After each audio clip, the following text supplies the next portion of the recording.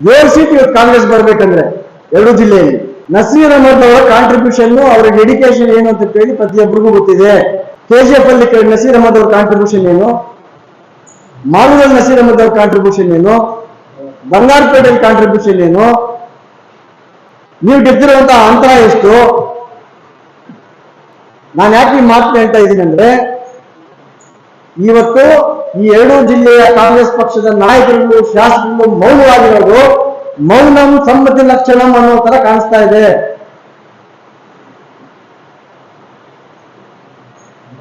ದಯಮಾಡಿ ತಾವು ನಿಮ್ಮ ಕಷ್ಟ ಸುಖಕ್ಕೆ ಇವತ್ತು ನಿಮ್ಮ ಕಷ್ಟ ಸುಖಕ್ಕೆ ನಿಮ್ಮ ಗೆಲುವಿಗೆ ನಸೀರ್ ಅಹಮದ್ ಕಾರಣೀಭೂತರಾಗಿದ್ದಾರೆ.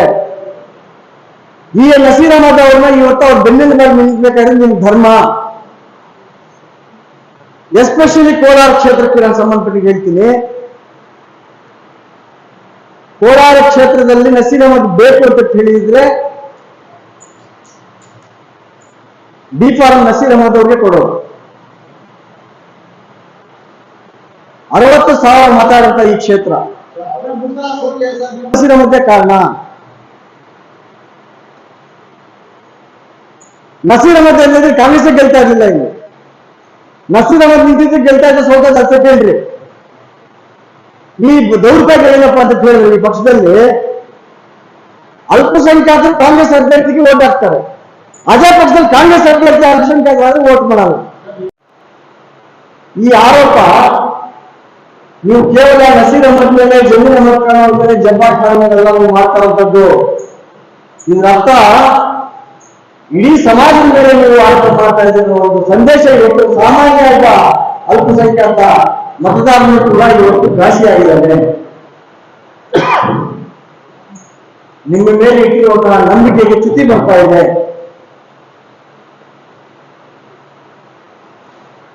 ಸಿದ್ದರಾಮಯ್ಯ ಅವರು ಈ ಸಮಾಜವನ್ನ ಪ್ರೊಟೆಕ್ಟರ್ ಆಗಿ ಇರ್ತಾರೆ ಅಂತ ಏನು ನಾವು ನಂಬಿಕೆ ಇಟ್ಟಿದ್ದೀವಿ, ಈ ನಂಬಿಕೆಯನ್ನ ಮಾನ್ಯ CM ಉಳಿಸ್ಕೋಬೇಕು ಅಂತ ನಾವು ಪತ್ರಿಕಾ ಮಾಧ್ಯಮದ ಮುಖಾಂತರ ನಾವು ನಂಬಿ ಮಾಡ್ತೀವಿ. ಟೋಟಲಿ CM ವಿವೇಚನೆಗೆ ಬಿಟ್ಟಂತಹ ವಿಚಾರ, ಪಾರ್ಟಿ ಅಪಾಯಿಂಟ್ಮೆಂಟ್ ಅಲ್ಲ. ಅದು CM ಪೊಲಿಟಿಕಲ್ ಸೆಕ್ರೆಟರಿ ಪೋಸ್ಟ್ ಏನಿದೆ, ಆ ಪೋಸ್ಟ್ ಟೋಟಲ್ ಆಗಿ ಸಂಪೂರ್ಣವಾಗಿ CM ಅವರ ವಿವೇಚನೆಗೆ ಬಿಟ್ಟಿರುವಂತಹ ಪೋಸ್ಟ್.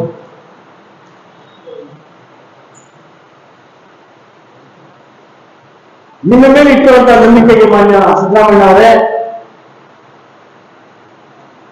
ಆರೋಪ ಪ್ರತ್ಯಾರೋಪಗಳು ಇದ್ದೇ ಇರ್ತದೆ ರಾಜಕಾರಣದಲ್ಲಿ.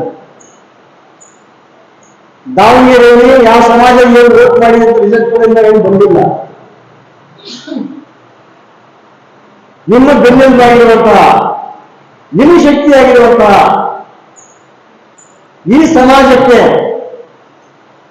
ಆಗ್ತಾ ಇರುವಂತಹ ಅನ್ಯಾಯ ನೀವು ತಡೆಗಟ್ಟಿಲ್ಲ ಅಂದ್ರೆ ಯಾಕೆ ತಡೆಗಟ್ತಾರೆ ಅಂತ ನಾನು ಹೇಳಿ ಬಯಸ್ತೀನಿ. ಸಮಾಜಕ್ಕೆ ಕಾರ್ಯದರ್ಶಿ ಪಕ್ಷದ ನಸೀರ್ ಅಹಮದ್ ಅವರು ತೆಗೆದುಬಿಟ್ಟು, ನಸೀರ್ ಅಹಮದ್ ಈಗ ಅವ್ರ ವೈಯಕ್ತಿಕ ಜೀವನ ಏನಿದೆ, ವೈಯಕ್ತಿಕ ವ್ಯಾಪಾರ, ಗಾರ್ಮೆಂಟ್ಸ್, ಅವ್ರ ವೈಯಕ್ತಿಕ ವ್ಯಾಪಾರ ಹೋಗ್ಬಿಟ್ಟಿರ್ಬೋದು. ಆದರೆ ಲಾಸ್ ಆಗಿರುವಂತದ್ದು ಈ ಸಮಾಜಕ್ಕೆ, ಈ ಸಮಾಜದ ಪರವಾಗಿ ನೇರವಾಗಿ ನಿಷ್ಠೂರವಾಗಿ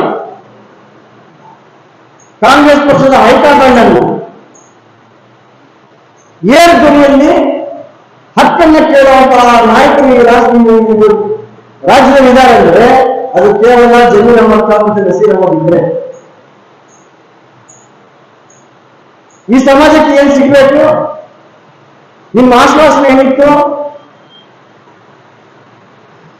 ಅಧಿಕಾರಕ್ಕೆ ತಂದಿರುವಂತಹ ಈ ಸರ್ಕಾರದ ಅಧಿಕಾರಕ್ಕೆ ತಂದಿರುವಂತಹ ಈ ಸಮಾಜದ ಆಗುವವರ ಬಗ್ಗೆ ನೇರವಾಗಿ ಮಾತನಾಡುವಂತಹ, ಧೈರ್ಯವಾಗಿ ಮಾತನಾಡುವಂತಹ ಎದೆಗಾರಿಕೆ ಇದೆ ಅಂತ ಹೇಳಿದ್ರೆ ಅದು ನಸೀರ್ ಅಹಮದ್ ಮತ್ತೆ ಜಮೀರ್ ಅಹಮದ್ ಅವರಿಗೆ ಅಂತ ಹೇಳಿ ನಾನು ಬಯಸ್ತಾ ಇದ್ದೀನಿ.